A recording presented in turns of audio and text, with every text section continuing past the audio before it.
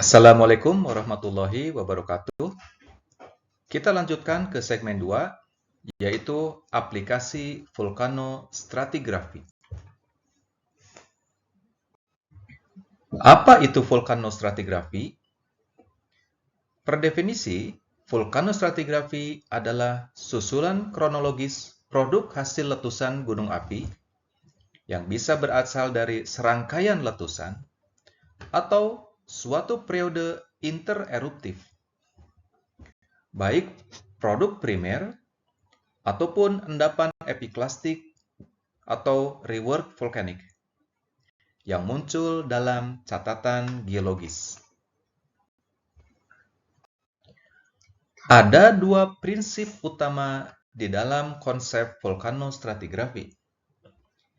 Yang pertama adalah volcanogenetik, dan yang kedua adalah stratigrafi tephra. Apa itu prinsip vulkanogenetik? Prinsip vulkanogenetik adalah konsep mengenai asal mula atau origin dari produk gunung api, di mana satuan produk gunung api selalu didasarkan pada sumber atau pusat erupsi. Di dalam konsep vulkanogenetik ini, pada saat kita menemukan produk vulkanik, maka kita harus bisa memperkirakan ataupun memastikan berasal dari mana produk gunung apinya, atau produk gunung api tersebut berasal dari pusat erupsi yang mana. Sehingga di dalam vulkanostratigrafi, pusat erupsi adalah satu parameter yang penting untuk diketahui. Bagaimana kita bisa mengetahui keberadaan pusat erupsi? Ada beberapa kriteria keberadaan pusat erupsi. Yang pertama adalah morfologi dari kubah lava. Kalau ada bentukan-bentukan yang menyerupai kubah lava, maka itu sebagai indikator keberadaan pusat erupsi. Yang kedua, adanya kerucut debu atau cinder cone. Yang ketiga, keberadaan kepundan. Yang keempat, keberadaan kawah. Nah, di sini ada dua istilah yang berbeda antara kepundan dan kawah. Dua-duanya merupakan indikator adanya pusat erupsi. Kepundan adalah puncak gunung api di mana ada aktivitas vulkanik yang bisa terlihat dari keberadaan fumarola ataupun solfatara atau gas lain yang keluar tanpa adanya kawah atau tanpa adanya air. Sedangkan kawah adalah aktivitas yang terjadi di puncak gunung api di mana ada air yang tertampung di dalamnya. Morfologi lainnya sebagai indikator keberadaan pusat erupsi adanya kaldera. Morfologi lainnya adalah maar. Kaldera dan maar adalah sesuatu yang serupa, yang berbeda adalah ukuran atau dimensinya. Maar jauh lebih besar dan biasanya tidak terlalu dalam. Sedangkan kaldera biasanya memiliki kedalaman yang jauh lebih dalam, tetapi tidak harus selalu lebih luas atau lebar. Yang berikutnya, morfologi lainnya adalah leher vulkanik. Leher vulkanik adalah produk vulkanik hasil erosi yang sangat intensif. Pada dasarnya, leher vulkanik ini awalnya adalah berupa konduit yang ditutupi oleh edifice ataupun produk vulkanik yang ada di atasnya. Tetapi karena proses geologi yang sangat lama, produk vulkanik tersebut hilang ataupun berpindah ke tempat lain sehingga yang terekspos adalah konduitnya ataupun berupa dike ataupun seal. Nah, inilah yang disebut dengan leher vulkanik. Prinsip yang kedua di dalam vulkanostratigrafi adalah stratigrafi tephra. Konsep dasar stratigrafi TEFRA bahwa satuan produk gunung api didasarkan pada unit atau himpunan batuan. Erupsi gunung api merupakan peristiwa yang terjadi dalam jangka waktu relatif pendek dan seketika dalam skala waktu geologis. Sehingga TEFRA merupakan produk erupsi eksplosif yang tersebar secara luas. Nah, TEFRA ini merupakan penanda stratigrafi yang sangat baik dalam ruang dan waktu dan bisa membantu memastikan stratigrafi relatif secara cepat. Di kanan ini adalah beberapa morfologi ataupun produk dari TEFRA sebagai indikator dari keberadaan satu periode ataupun satu masa erupsi.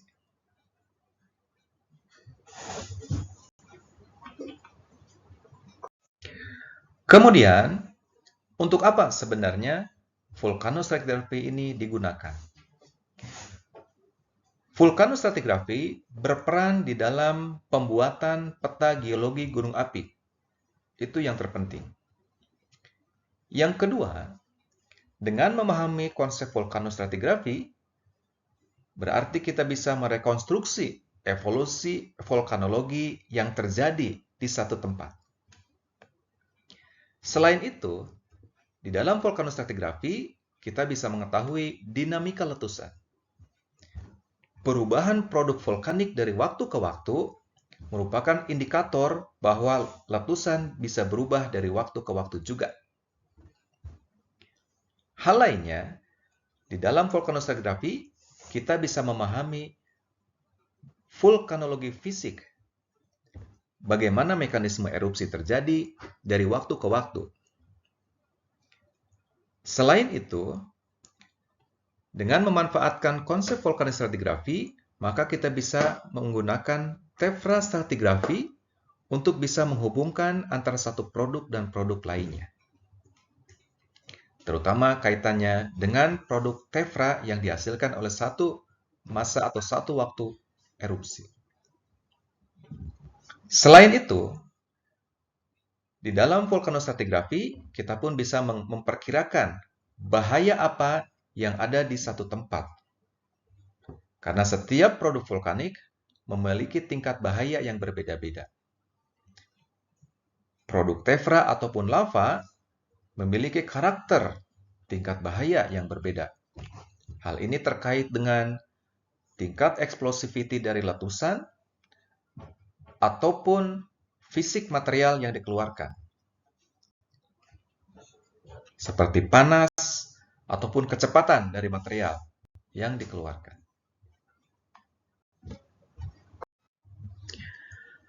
Meskipun demikian, vulkanostratigrafi ini memiliki khas ataupun karakter yang berbeda dengan konsep sedimentasi ataupun sedimenter.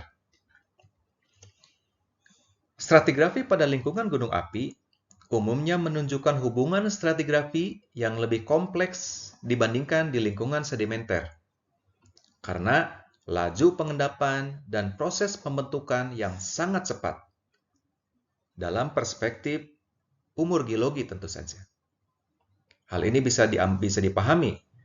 Proses sedimentasi yang cukup lama yang bisa menyebabkan pengendapan yang sedemikian tebal, sedangkan untuk vulkanik hanya kisaran waktu hari ataupun bahkan jam.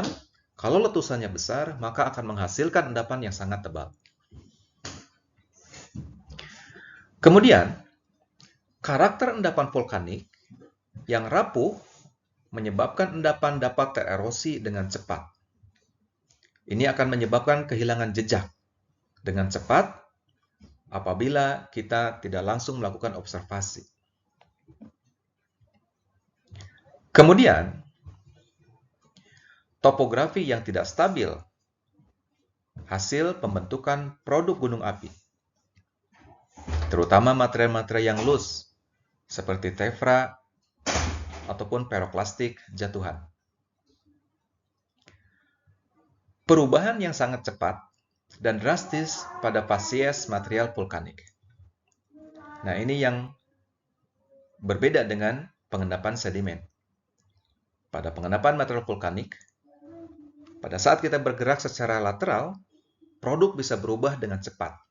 Demikian juga, pada saat kita mengobservasi secara vertikal, produk juga bisa berubah dengan cepat. Erosi setelah masa pengendapan vulkanik primer yang pendek dibandingkan periode intereruptif yang jauh lebih lama. Di sini bisa teramati bahwa produk vulkanik primer itu terjadi pada saat waktu yang cepat. Ini kaitannya dengan waktu letusan.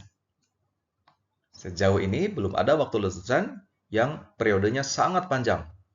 Misalnya 100 tahun tidak berhenti meletus, gitu ya. Itu jarang. Produk-produk gunung api yang saat ini ada adalah hasil letusan yang sifatnya itu pendek dari sejarah geologi.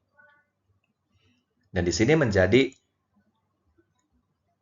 informasi yang sangat penting, mengingat periode intereruptif yang biasa jauh lebih lama. Periode intereruptif adalah waktu di mana satu letusan ke letusan berikutnya biasanya memerlukan waktu yang sangat lama, sedangkan erupsinya dalam waktu yang cepat. Sehingga proses erosi ini menjadi sangat krusial, terutama dihadapi oleh material-material yang lepas.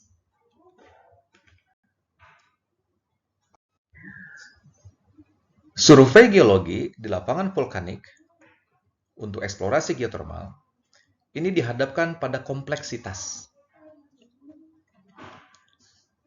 Kompleksitas yang pertama, bahwa catatan stratigrafi pada lingkungan vulkanik tua sering tertutupi oleh material yang lebih muda, sehingga kita kehilangan jejak material yang lebih tuanya. Kedua, kegiatan konstruksi bangunan ini dapat memodifikasi morfologi vulkanik dan menyembunyikan banyak bentukan alam, serta endapan sering hilang selama penggalian. Misalnya, ada tempat-tempat yang digunakan untuk penggalian, ini pun akan menyebabkan produk asli hilang ataupun tidak ada lagi.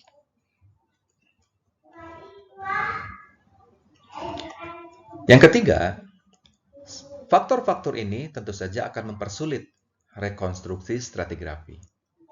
Sehingga disitulah pentingnya menggunakan data-data dari satelit yang bisa merecover dari waktu ke waktu. Kita bisa mengamati bentuk morfologi pada saat sebelum kejadian erupsi ataupun bahkan beberapa tahun ke belakang.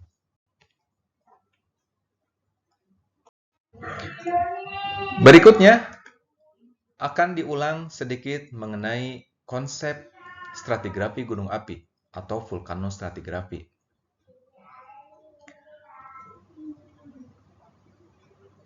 Satuan stratigrafi gunung api ini mengacu pada Sandi Stratigrafi Indonesia tahun 1996, kemudian direvisi pada tahun 2023.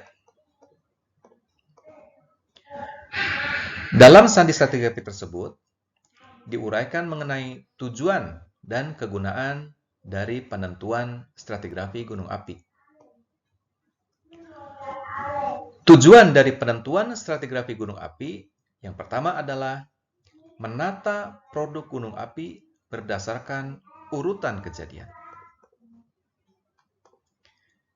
Yang kedua, mempermudah dalam memahami evolusi pembentukan gunung api. Sedangkan kegunaannya antara lain untuk membuat peta kawasan rawan bencana gunung api dan pembuatan peta rencana tata ruang, peta tata air, peta potensi bahan galian, penyelidikan sumber tenaga panas bumi, dan keperluan ilmiah lainnya. Berikut adalah tingkat satuan stratigrafi gunung api, dari yang terbesar sampai yang terkecil. Yang pertama yang paling besar atau luas adalah busur. Yang kedua adalah tingkat Manggala. Yang ketiga adalah tingkat Brigada. Yang keempat adalah tingkat Khuluk. Yang kelima adalah tingkat Gumuk. Dan yang keenam adalah tingkat Satuan. Nah, konsep fasies gunung api bisa diterapkan untuk bisa mendefinisikan satuan atau produk gunung api yang ada di bawah gumuk. Satuan yang paling besar atau luas, yang pertama adalah busur. Busur gunung api merupakan rangkaian kesatuan gunung api yang mempunyai kedudukan tektonik yang sama. Busur gunung api lazimnya dapat dipetakan dengan skala 1:1 juta atau lebih kecil lagi. Busur gunung api adalah satuan stratigrafi gunung api yang terdiri dari kumpulan Khuluk, Brigada, dan Manggala pada kedudukan tektonik yang sama. Kalau kita menganggap bahwa jalur gunung api di Sumatera berada pada karakteristik tektonik yang sama, maka kita bisa membuat satu tingkatan busur, yaitu busur Sumatera. Demikian juga dengan jalur gunung api di Jawa, bisa masuk kategori busur Jawa apabila kita menganggapnya memiliki berada pada tektonik yang sama. Perspektif lain, kalau menganggap Sumatera dan Jawa berada pada tektonik yang sama, bisa menjadi satu busur, yaitu busur Sunda.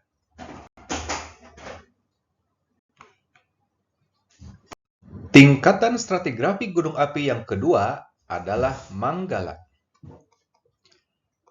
Manggala gunung api adalah satuan stratigrafi gunung api yang mencakup sebaran batuan atau endapan hasil letusan gunung api yang mempunyai lebih dari satu kaldera pada satu atau lebih tubuh gunung api.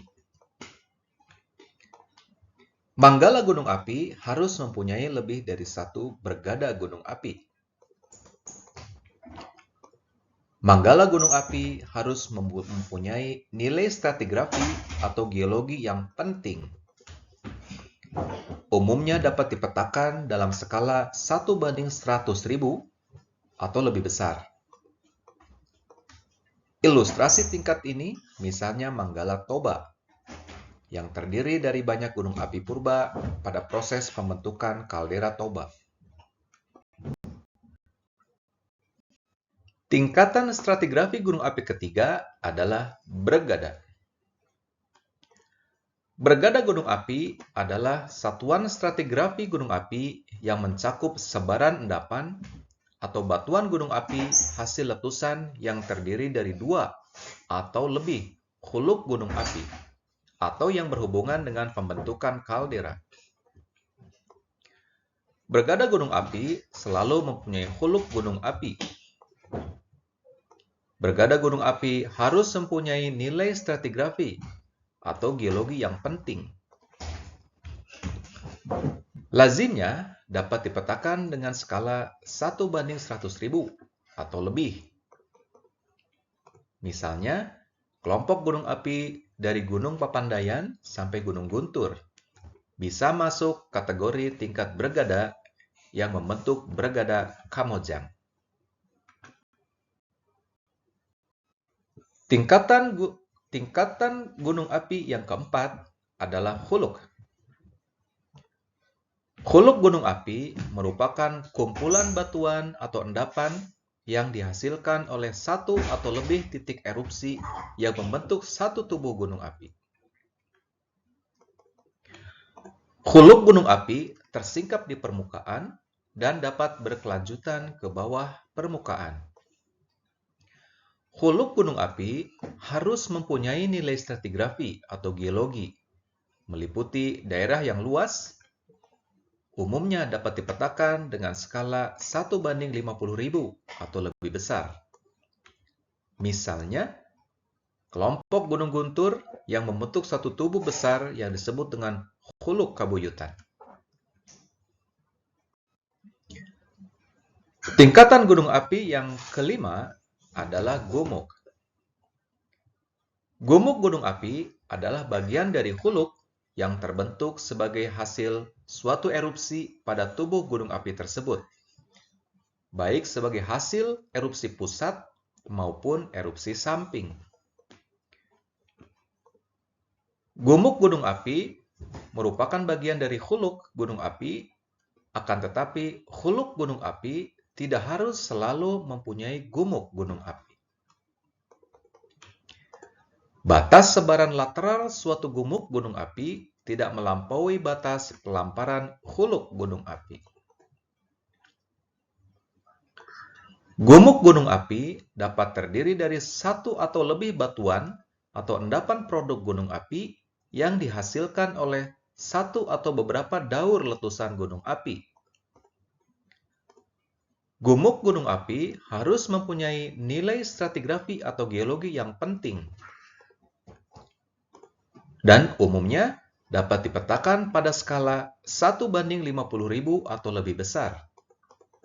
Misalnya, Gumuk Guntur yang menjadi bagian dari huluk kebuyutan. Demikian segmen 2 disampaikan. Terima kasih.